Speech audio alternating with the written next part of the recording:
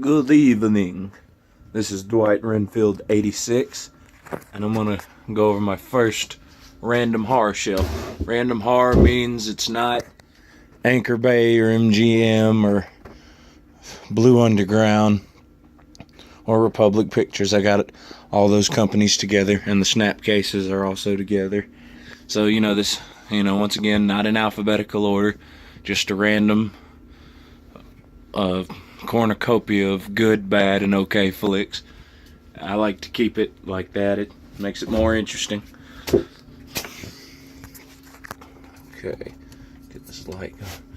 And over here, this is the history box set of the 60s. That kind of holds everything in place. First, we got Arachnophobia. Great stuff. If you don't like spiders, this movie is so for you.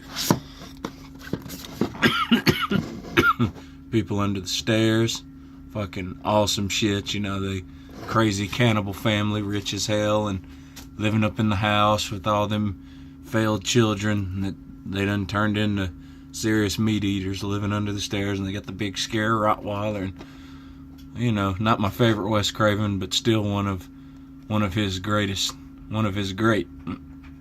good ones. It's definitely, he made worse movies than this. I really enjoy it. We got Snake Eater, Lorenzo Lamas, fucking action, bad B-movie action with horror elements. There's this inbred redneck dude out in the woods that wears a bear suit with actual claws on it, and he claws a dude to death, and Lorenzo Lamas is setting all these crazy ass traps in the woods because these people, they killed his family and kidnapped his sister. So it's him versus a bunch of inbreds. It's actually a pretty entertaining movie. Just check it out. Dario Argento's Mother of Tears. Not a very bad movie, but not a very good movie. Just my opinion. Opinions vary. But it's got some good gore, and it has its high points, and it's the third trilogy in the Mother's trilogy. I mean, it's the third movie in the Mother's trilogy. So it kind of references some Inferno and Suspiria, makes some references to some things that are from the first two movies, and that's kind of cool. I mean, it's not a bad flick. It's worthy of staying on the shelf. First, we got Critters. This movie's okay. I never really enjoyed it as much as everybody else did. Critters 2. Don't remember this one very well. Critters 3. Never watched it. Maybe one day. And I've got the 4-pack. This one has Critters 4 on it.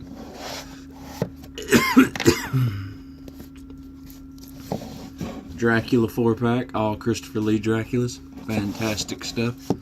I've got George Romero's Monkey Shines. It's been a while since I've seen this, but I remember this monkey slicing some folks. Pretty good.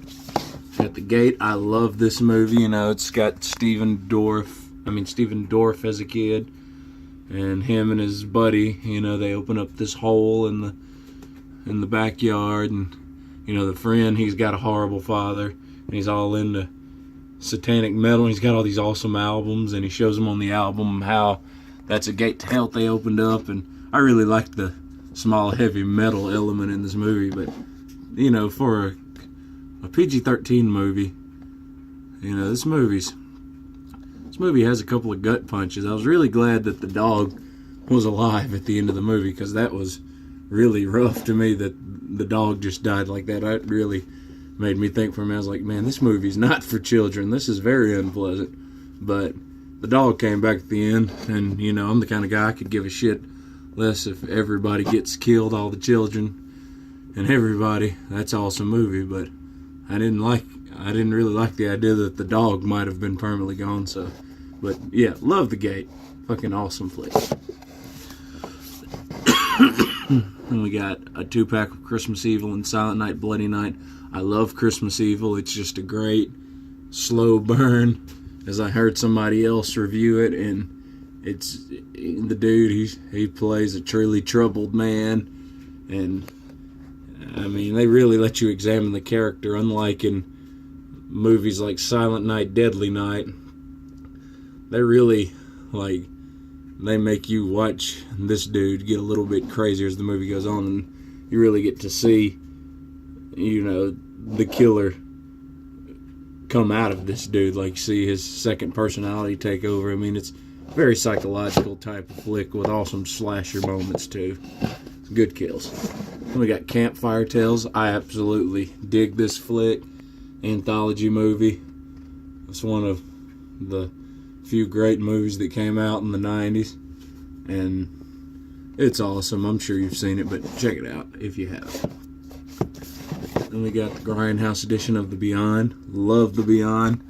Fucking killer score. Awesome kills. Trippy. Love that meltdown scene. One of the best Fulci movies, if not the best. The Changeling, George C. Scott.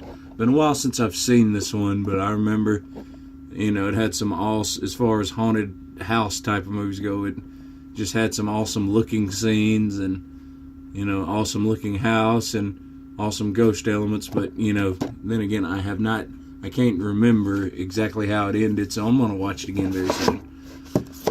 One of my favorites, Trick or Treat, with the shitty artwork. You know, I've got the better Blu-ray edition, the German hardbox, but this is the DVD edition with Ozzy and Gene Simmons, who were both in the movie for like 3 minutes.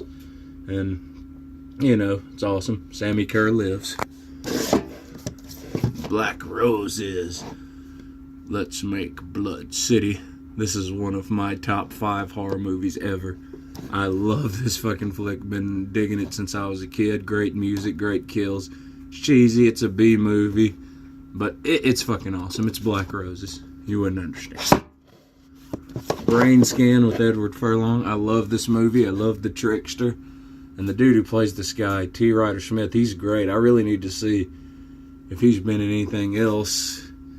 I'd like to check out any other acting he does, because the trickster is an awesome character. We've got Stephen King's Quicksilver Highway. It's alright.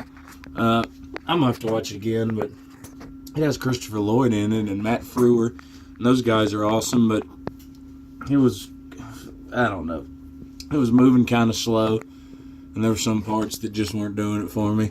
I'll give it a second chance. And then we got, you know, Nightmare on Elm Street 4-pack. I need to talk about those. And we have Neon Maniacs. German Uncut Edition.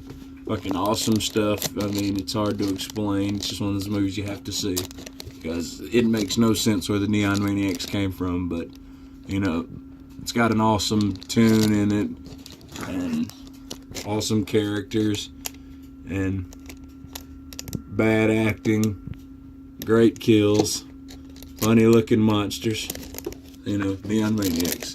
Great stuff. Basket Case. Love this movie. It's awesome. I need to get the 3-pack, get the Steelbook trilogy. That's on my to-do list very soon. Basket Case. Ernest Scared Stupid. Awesome fucking Halloween themed movie. Rest in peace, Jim Varney. Great stuff. Dead Silence. This movie is actually pretty damn good. It's fucking, you know, very creepy with the funeral home scenes and the ventriloquist elements. I mean, yeah, love that. This movie messed with my head good. Escape from Tomorrow. It's about this family in Disney World, and a lot of stuff goes wrong, and it ends up going very wrong. I'm not going to spoil anything, but if you think you've seen everything, you know, watch this movie. The Blob remake, awesome stuff. I'm gonna have to go kind of fast on this last one. I only got a minute left and filming on a cell phone. Trick or Treat, awesome Halloween flick. Wolf Cop, great stuff. Bad Dreams and Visiting Hours. Stephen King's Riding the Bullet. John Carpenter's The Fog. The Company of Wolves. Stephen King 4-pack. I have this for Storm of the Century and Desperation. Stephen King's Sleepwalkers. Sometimes They Come Back. Student Bodies. Initiation. Strangeland. Hellraiser. House. The Collector. Pumpkinhead. Slumber Party Massacre Trilogy. Night of the Creeps. Good night.